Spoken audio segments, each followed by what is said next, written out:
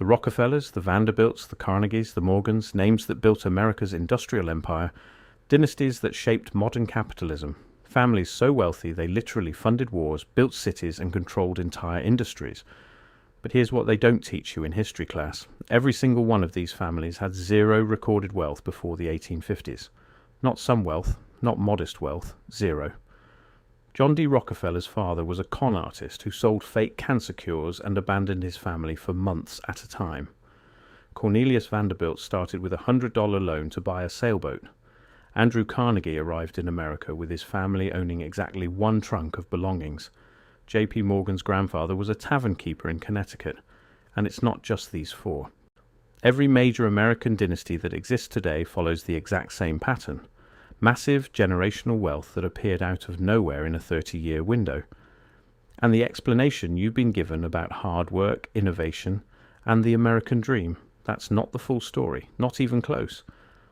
Let's investigate what really happened between 1850 and 1880 that created the wealthiest families in human history. Before we dive into the real story, you need to understand just how complete this pattern is. The Astors, the Carnegies, the Mellons, the Morgans, the Rockefellers, the Vanderbilts, the Guggenheims, the DuPonts, the Harrimans, the Huntingtons. These aren't just rich families. These are the families that own America. The families that built the railroads, controlled the oil, dominated steel production, ran the banks, and shaped government policy for over a century. And here's the thing that nobody talks about.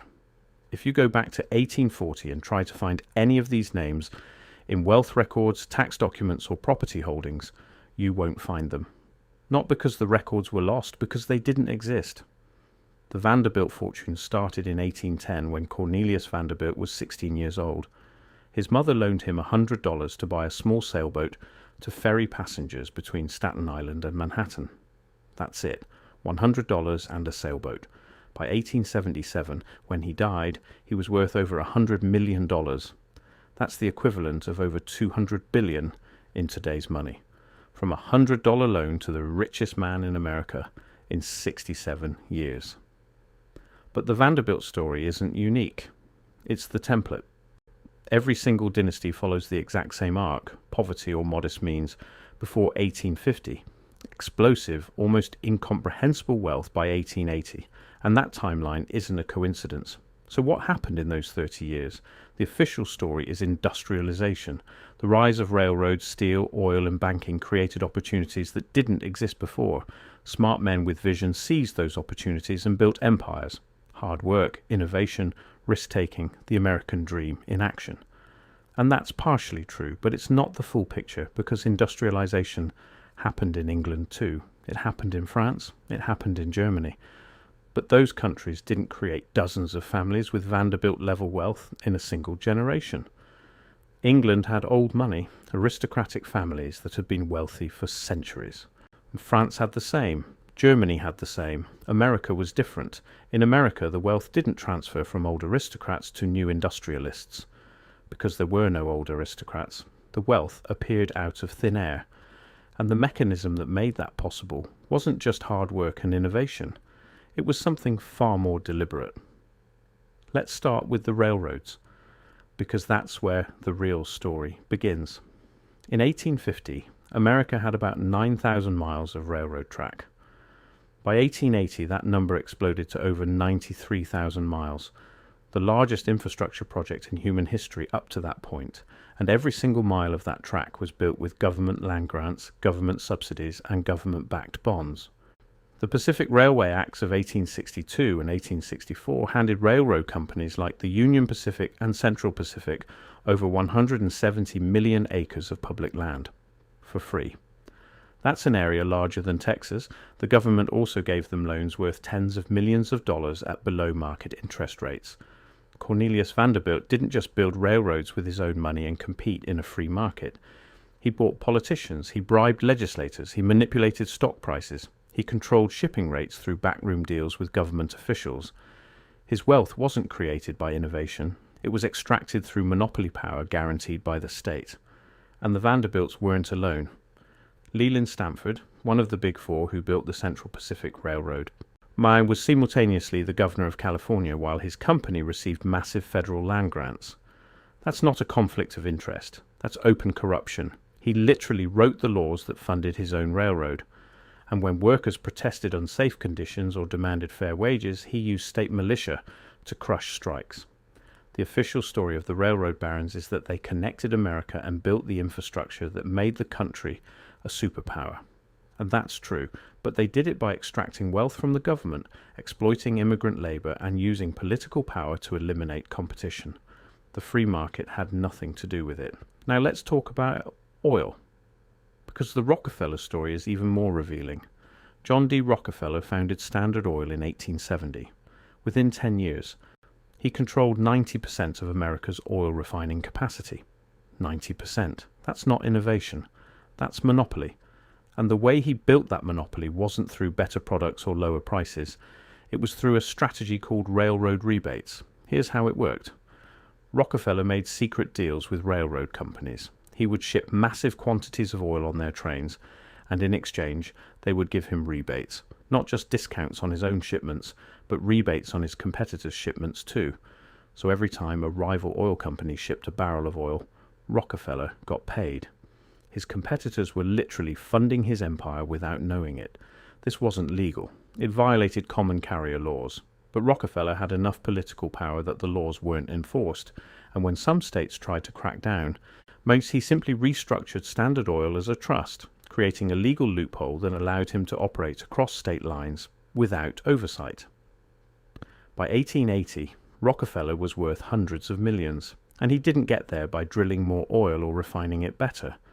He got there by manipulating the system, crushing competition, and using political connections to avoid regulation. The invisible hand of the free market didn't create his wealth. The very visible hand of government did.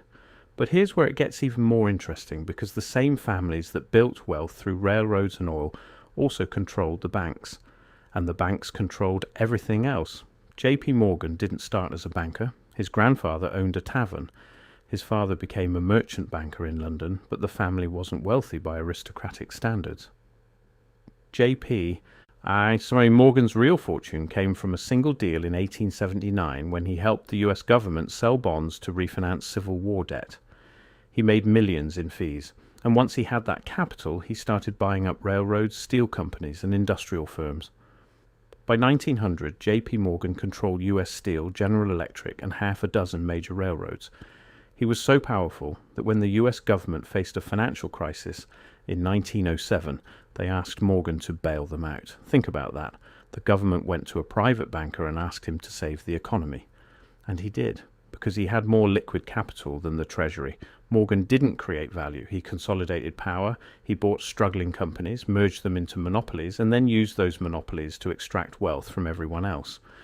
And the government not only allowed it, they encouraged it, because Morgan's banks were the only institutions big enough to stabilize the financial system. This is the real story of how American dynasties were built. Not through innovation, through consolidation of power backed by government policy. And the pattern repeats across every major industry. Andrew Carnegie built his steel empire using the same playbook. He undercut competitors by manipulating freight rates through deals with railroads. He crushed labor unions with the help of state militias.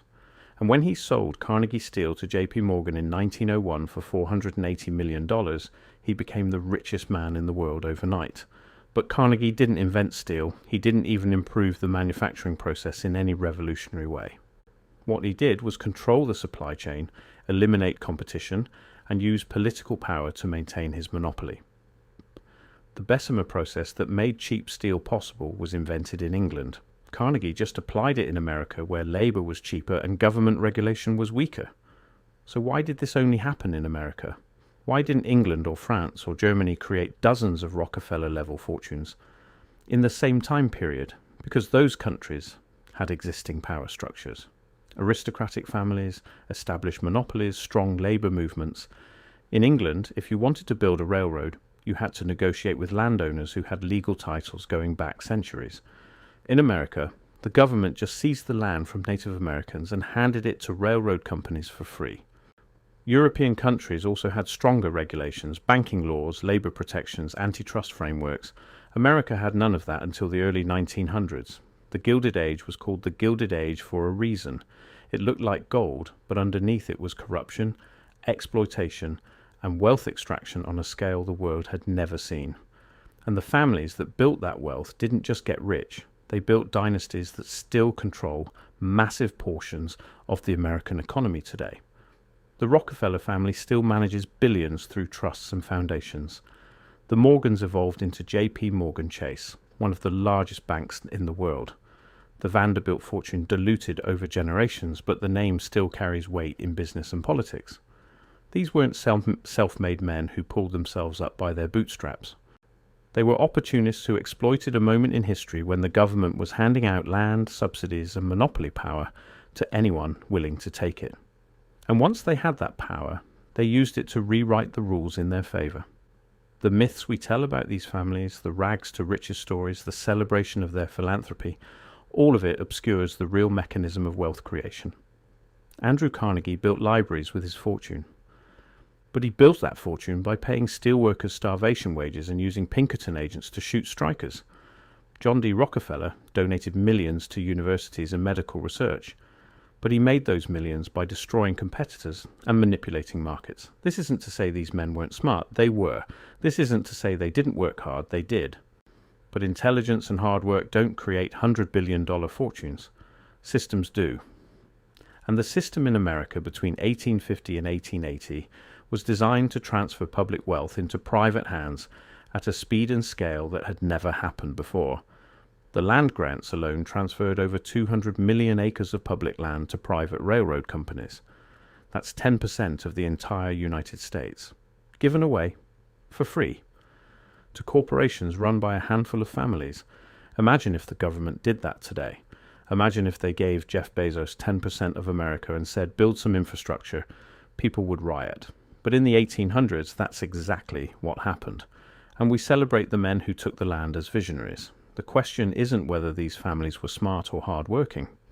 The question is why the government created a system that allowed them to accumulate so much wealth so quickly.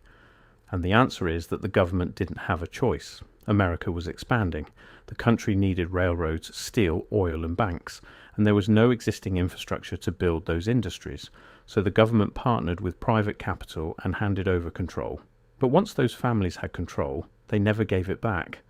They used their wealth to buy politicians, fund campaigns, and write laws that protected their monopolies. By the time the government tried to regulate them with antitrust laws in the early 1900s, it was too late. The dynasties were already entrenched. And here's the part that almost nobody talks about. The same families that built wealth through railroads, oil, and steel also controlled the media. William Randolph Hearst built a newspaper empire. Joseph Pulitzer did the same. Yet these men didn't just report the news, they shaped public opinion. They decided which stories got told and which stories got buried. So when you read about the Gilded Age in history books, you're reading a narrative that was crafted by the same people who benefited from the system. The rags to riches myth, the celebration of industrial progress, the idea that monopolies were necessary for economic growth, all of that was propaganda designed to justify wealth extraction. And it worked. For over a century, Americans have celebrated these families as examples of what's possible in a free market. But there was no free market. There was a government-backed oligopoly that transferred public resources into private hands and called it capitalism. The revisionist economic history isn't a conspiracy theory. It's what happens when you actually look at the data, when you trace where the wealth came from, when you ask why every major American dynasty emerged in the same 30-year window, when you stop accepting the mythology and start examining the mechanisms. Because the truth is that generational wealth in America wasn't created by the invisible hand of the market. It was created by the very visible hand of government policy. And the families that benefited from that policy have spent the last 150 years rewriting history to make it look like they earned it. The Rockefellers, the Vanderbilts, the Carnegies, the Morgans, they didn't build America. They extracted America. And the dynasties they created still shape the economy, the government, and the distribution of wealth today. That's the story they don't teach in history class. That's the story that explains why every family that controls America today had no recorded wealth before the 1850s. Because the system that created that wealth didn't exist before the 1850s. And once it did exist, a handful of families seized control and never let go. The question isn't whether they were smart enough to take advantage of the opportunity. The question is whether we're smart enough to recognize that the opportunity shouldn't have existed in the first place. But let's go deeper. Because the railroad land grants and oil monopolies are just the surface. The real wealth extraction happened through something far more sophisticated. Something that's still happening today. The manipulation of currency and credit. Before the Civil War, America didn't have a unified currency. Banks printed their own money. There were thousands of different types of banknotes circulating, and their value fluctuated wildly depending on the bank's reputation. This created chaos for commerce, but it also created opportunity for anyone who understood how to manipulate currency markets. The National Banking Acts of 1863 and 1864 changed everything. They created a unified national currency backed by government bonds, and here's the critical detail. The only way to get that currency was to buy government bonds first. So if you had capital, you could buy bonds, deposit them with the Treasury, and receive national banknotes worth 90% of the bond value. You were literally printing money backed by government debt. J.P. Morgan's father, Junius Spencer Morgan, was one of the first to understand this system. He bought massive quantities of Union bonds during the Civil War when they were trading at steep discounts because people thought the North might lose. Then when the North won, those bonds skyrocketed in value. Junius Morgan made millions, and his son, J.P. Morgan, used that capital to become the most powerful banker in America. This wasn't investing. This was front-running government policy with insider knowledge. And the families who understood the bond market early got rich beyond measure while everyone else scrambled to figure out what was happening. The Morgans weren't the only ones. E.J. Cook built a banking empire by selling Union bonds to European investors during the Civil War. He made so much money that he personally financed the construction of the Northern Pacific Railway after the war. But when that railroad project collapsed in 1873, it triggered the Panic of 1873, one of the worst economic depressions in American history. Cook's bank failed. Thousands of businesses went bankrupt. Unemployment hit 14%. But here's the thing. The families with real power didn't lose money in the Panic of 1873. They made money, because economic crises are when assets get sold at fire sale prices. J.P. Morgan bought up railroads and industrial companies for pennies on the dollar.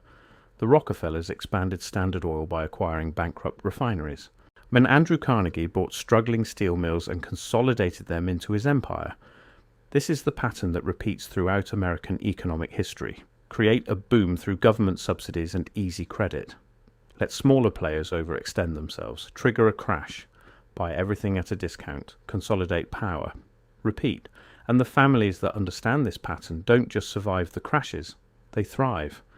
Because they have enough capital to wait out the chaos and enough political connections to shape the recovery in their favor. Let's talk about the DuPont family, because their story reveals another mechanism of wealth creation that nobody talks about: government contracts. Eleuthère Irénée DuPont arrived in America from France in 1800 with almost nothing. He started a gunpowder mill in Delaware in 1802. For the first 40 years, the business was modest. But then came the Civil War, and suddenly the Union Army needed gunpowder. Lots of it. DuPont became the primary supplier. The company made millions. After the war, DuPont diversified into chemicals, explosives, and eventually synthetic materials like nylon. But the core of their wealth came from military contracts. World War I, World War II, the Cold War. Every major American conflict made the DuPont family richer. And they didn't just wait for contracts to come to them. They lobbied for military spending. They funded politicians who supported defense budgets. They shaped foreign policy to create demand for their products. This is the military-industrial complex before Eisenhower ever warned about it. And the DuPonts weren't alone. The Guggenheims made their fortune in mining and smelting, but they expanded through military contracts. The Mellons built Gulf Oil and Alcoa, both of which became essential to military operations. These families didn't just benefit from American wars, they had a financial incentive to make sure wars kept happening. And here's the part that's almost too dark to fully process. The same families that profited from American wars also did business with America's enemies. During World War II, companies like Standard Oil and Chase Bank had financial relationships with Nazi Germany. They didn't care about ideology, they cared about profit. And when the war ended, they faced almost no consequences because they were too powerful to prosecute. Let's go back to the timeline. Because the 30-year window between 1850 and 1880 wasn't random. It was the exact moment when three massive forces converged. The California gold rush brought an influx of capital.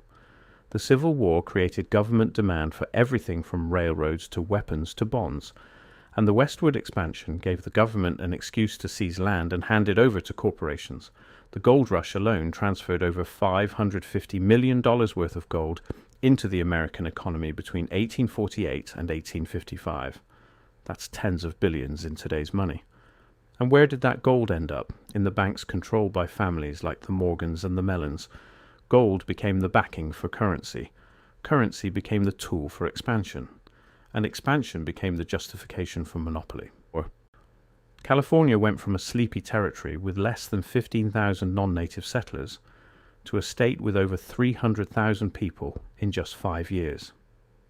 That kind of explosive growth required infrastructure, railroads, ports, banks, and the families who controlled that infrastructure didn't just get rich, they controlled the flow of capital across the entire western United States. Leland Stanford, the railroad baron, became governor of California in 1861. He used that position to grant his own railroad company monopoly rights over shipping routes. When competitors tried to challenge him, he changed the laws. When workers demanded better pay, he brought in Chinese immigrant labor at a fraction of the cost and played racial groups against each other to prevent unionization. This wasn't capitalism. This was feudalism dressed up in the language of free enterprise. The railroad barons were robber barons in the most literal sense. They robbed public resources, exploited immigrant labor, and crushed anyone who challenged their power. And the wealth they extracted wasn't just money. It was political power that has lasted for generations. The Rockefellers still fund think tanks and universities. The Mellons still control foundations that shape public policy. The DuPonts still own massive landholdings in Delaware. These families didn't just get rich, they built systems of power that outlasted them. Now let's talk about the Astors, because their story shows yet another mechanism of wealth creation, real estate speculation backed by insider knowledge. John Jacob Astor arrived in America from Germany in 1784 with nothing. But he started as a fur trader. But the real money came from real estate. Astor bought up land in Manhattan when it was still farmland and forest. How did he know where to buy? Because he had access to government officials who told him where the city was planning to expand.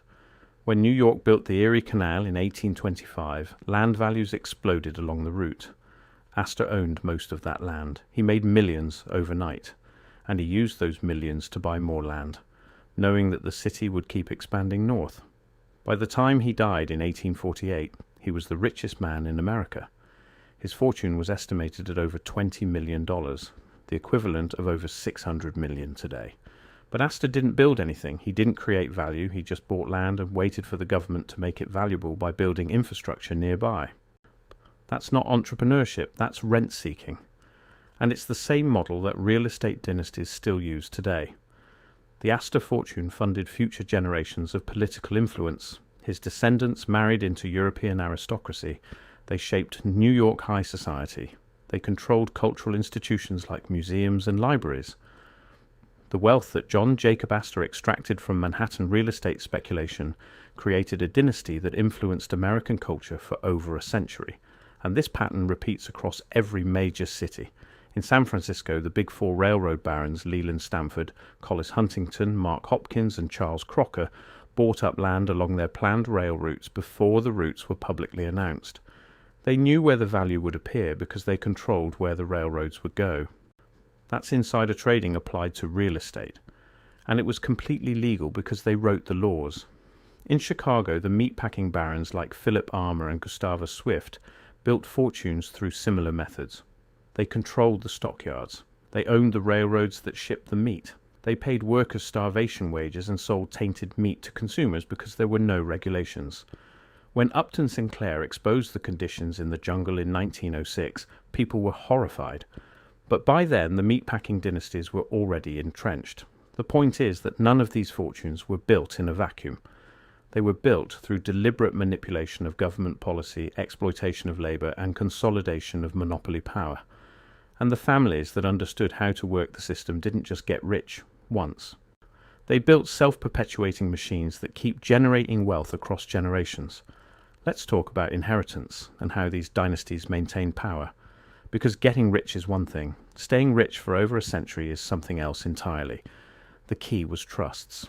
Legal structures that allowed families to transfer wealth across generations without losing it to taxes or dilution. The Rockefellers pioneered this with the creation of the Standard Oil Trust in 1882. It wasn't just a business structure, it was a blueprint for dynastic wealth preservation. Here's how it worked. Instead of owning companies directly, the family would create a trust that owned the companies. The trust would be managed by trustees who could make decisions without needing approval from every family member. This allowed the dynasty to act as a unified entity, even as it grew across multiple generations. When John D. Rockefeller died in 1937, his wealth didn't get divided among his children and grandchildren in a way that would dilute the family's power. It stayed concentrated in trusts that continued to grow. The Rockefeller family office still manages billions today. They still fund political causes. They still shape policy through foundations. The dynasty didn't die with the founder. It evolved into an institution. The same thing happened with the Mellons. Andrew Mellon served as Treasury Secretary from 1921 to 1932. During that time, he cut taxes on the wealthy and deregulated financial markets. His policies directly benefited his own family's businesses.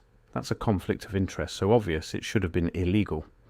But Mellon had enough power that nobody could touch him. When he died in 1937, the Mellon fortune was estimated at over $300 million. That wealth funded the creation of the National Gallery of Art in Washington, D.C. It funded universities, it funded political campaigns, and it stayed in the family through trusts that are still active today. This is how dynastic wealth works. The first generation seizes power through monopoly and government favor.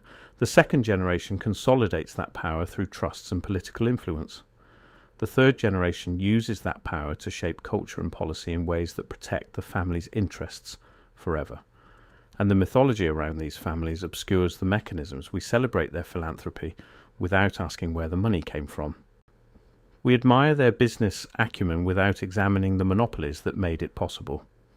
We teach their stories as examples of the American dream without mentioning the government subsidies, land grants, and political corruption that created their fortunes.